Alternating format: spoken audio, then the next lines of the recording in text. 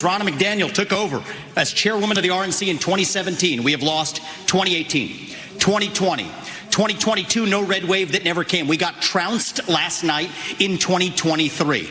And I think that we have to have accountability in our party. For that matter, Ron, if you want to come on stage tonight, you want to look the GOP voters in the eye and tell them you resign, I will yield my time to you. And frankly, look, the people there cheering for losing in the Republican Party. Think about who's moderating this debate. This should be Tucker Carlson, Joe Rogan, and Elon Musk. We'd have 10 times the viewership, asking questions that GOP primary voters actually care about and bringing more people into our party. Do you think the Democrats, and we've got Kristen Welker here, do you think the Democrats would actually hire Greg Gutfeld to host a Democratic debate? They wouldn't do it. And so the fact of the matter is, Kristen, I'm going to use this time because this is actually about you in the media and the corrupt media establishment. Ask you, the Trump-Russia collusion hoax that you pushed on this network for years, was that real or was that Hillary Clinton made up disinformation? Answer the question. Go. Mr. Ross. This is how we get our country back. We need accountability because this media rigged the 2016 election. They rigged the 2020 election with the Hunter Biden laptop story. Mr. Ramaswamy, and they're going to rig this election. Your time is up. Accountability. I exposed the establishment in the Republican Party and the establishment in the mainstream media last night. Well, they're not very happy with me this morning, but I don't care. We're going to stay on it. The same people who came after Donald Trump in 2016, they're coming after me this time, but we're not going to let them win. We will not stop till we get this job done. You know, you have the likes of the RNC chair. She's saying she's going to cut me off of funding from there. Great, I don't want it anyway. This is a grassroots movement.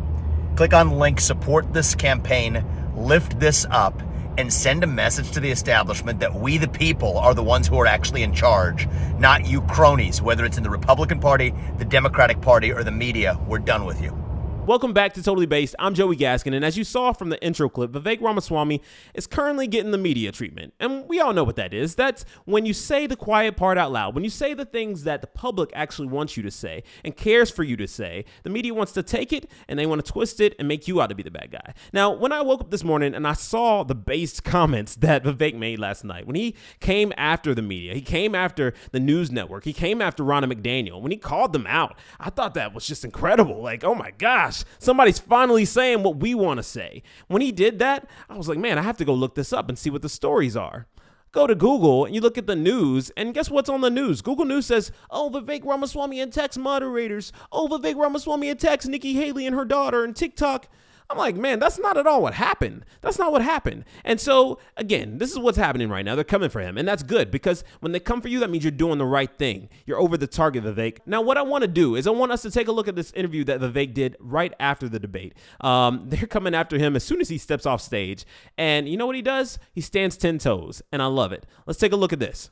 Thank you so much, Mr. Ramaswamy. Thank you so much. We are on the air now. Let's see, where do I even start? Let's start with the way you started at the beginning of the debate. You really came out hot on kind of everybody. I'm very frustrated with the losing culture in the Republican Party. Well, you went after, for our viewers who didn't see the debate, you went after the RNC chair, who is hosting you here. You went after the network hosting you here, and pretty much everybody in between. You say you're frustrated, but they're not your opponents. No, but I think that what I am doing in this race is speaking truth 360 degrees. I've been very critical of the Democratic Party. If you listen to my final words on stage, I think that it's important that the Democrat Party be honest about who the nominee is going to be. I think we all quietly acknowledge it's very unlikely to be Joe Biden. Be honest with the people now. What makes you think that? What makes you think that? He's Gavin Newsom. I mean, why is Gavin Newsom flying on a private jet using private funds or California funds to go to China? Joe Biden He's has. Not run, I mean, he has the seventh largest economy. In the same way that Ron DeSantis wasn't okay, running for president for I don't want to talk about Gavin Newsom, but could you ask that question? He's like the fifth or unlikely. Seventh economy in the world in California. But let's talk about Joe Biden. But what I would say is, to answer your question, I'm happy to talk about my point about Biden. I just think it's true that Biden is not going to be the nominee. I think that most people in the Democratic Party will quietly acknowledge it. Just say it out loud and you build trust with the people. But what I'm saying is, as a Republican candidate, I can't just call out Democrats and their corruption. I've called out the Hunter Biden corruption from Ukraine and the $5 million bribe. and I will continue to do that. But I will call it out to the Republican Party. There's no evidence to support. As well. There's no evidence to support the that he was paid a $5 million bribe from Burisma. No. Well, if he was, we that's just did a fact check. Okay. But if he was, I just want you're making an allegation where there's no evidence to back that up. Our Daniel Dale literally just talked about this on the air. Absolutely. There's a lot of circumstantial evidence and testimonial evidence to suggest it. You have U.S. senators saying they've received information. The investigations are proceeding as we speak. But that is corruption in the Democratic Party that I have called out, and I think what deserves to be called out. But you just admitted that there's no evidence. No, I've not admitted there's. You said there's circumstantial evidence, but well, look, Chuck Grassley, if it's $5 million, actual recordings that are actually we have, and nobody has seen it. But let's just talk. Let's talk. One thing I was to say is bipartisan point. Whether you're Joe Biden or Nikki Haley, release your tax returns. Be completely open about where you've made your money. The American people deserve to know. I did something early in this campaign that, frankly, people in both parties should be doing. I put out 20 years of tax returns. I understand why people don't do it, but that's the kind of honesty we need in both parties, and so that's what I stand for.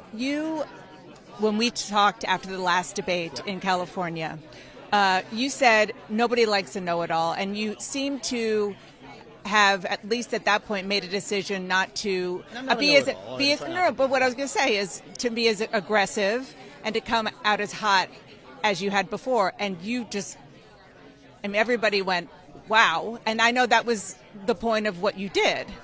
But how do you think that's going to get you enough votes to beat Donald Trump?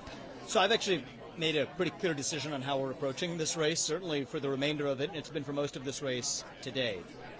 I'm not a political horse race analyst.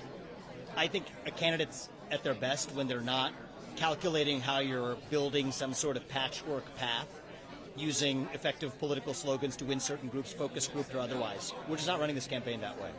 I'm unrestrained in speaking what needs to be spoken that the other people are not saying about the Republican Party, about the Democrat Party, about the media. And my bet is that that's going to be the winning political strategy. Because when I travel this country, that's what our base of voters is hungry for.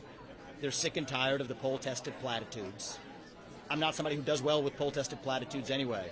So we'll go with the truth of where I'm at my best, which is being unvarnished, being unshackled, speaking the truth, not just when it's easy, but when it's hard. And I think that our bet is that'll be the successful approach. One of the arguments that you made was that Nikki Haley is not being sort of consistent because she allows her daughter, who I believe is not a young adult kid, age, yeah. She's an adult, to use TikTok. And she was not very happy with that. Let's listen to what happened. Mr. Ramaswamy, we've talked about this. You campaign on TikTok. How do you get TikTok banned if you use it? Well, I want to laugh at why Nikki Haley didn't answer your question, which is about looking at families in the eye.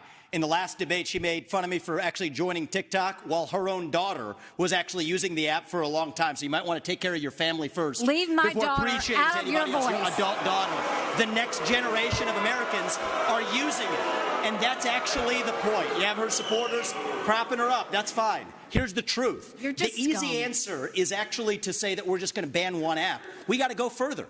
We have to ban any U.S. company actually transferring U.S. data to the Chinese. Here's a story most people don't know. Airbnb hands over U.S. user data to the CCP. Now, that's a U.S.-owned company. So this is the problem when you have Republicans that temporarily go the way the winds blow, and now it's popular to talk tough on China. When she was UN ambassador, called them literally, her words, not mine, our great friend. You can't be fair weather fans of the right policy. Get to the root cause. She said you're scum at the end. Well, here's what I would say. Is that the last debate, I think her exact quote was, I feel dumber every time you speak after the TikTok issue, lecturing families across this country about leaving TikTok. It's not a sin to be on TikTok. The dirty little secret is it's a generational divide.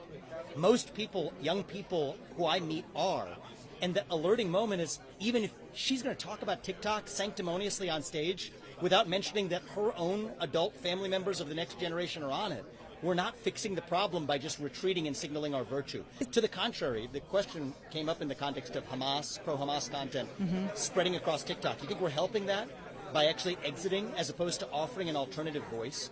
So I think it's a failure of leadership, that leaders like Nikki Haley would rather signal their virtue, pick on TikTok, say that, oh, I joined TikTok to reach the next generation of Americans. It reflects a startling lack of self-awareness to know that Republican Party needs to reach young voters. How about the young voter in your own family? And I do think that that's a fair question to ask about the lack of self-awareness. And it's a generational divide. She talks about a new generation of leadership. I think she's on the other side of that. You have very young kids, so Yeah. I recognize that it's different from a grown kid. But why bring up somebody's family member? Isn't that a little bit of a blow below the belt? No, because it's not a sin for a young person to be on TikTok. I think the error is somebody sanctimoniously lecturing the rest of the country about the perils of it, while actually failing to set an example of leadership a little closer to home. And I think that gets to the core point. We as a Republican Party are not going to win by going back into our shell and hiding from the next generation. We have to show up and engage with the next generation. That's the point I was making, and I stand by it. And I think that this is part of my problem with the older generation of Republicans. They say, well, TikTok has some vague bad things with China, failing to recognize even American-owned companies handing over their user data to China, and say our answer is to retreat. When people in their own communities, schools, families, young people are using it, and we're doing them a disservice by not showing up and actually engaging with them. So that's where I land on that. Vivek Ramaswamy, thank you so much. Appreciate it. I appreciate it. Thank you. So yeah, nobody's actually talking about how Nikki Haley called him scum. Nobody's actually talking about how it makes sense for us to have different moderators like a Joe Rogan or maybe a Tucker Carlson who can actually bring in real numbers and more attraction to the Republican Party and actually approach these questions from an unbiased stance. You know, nobody's talking about that.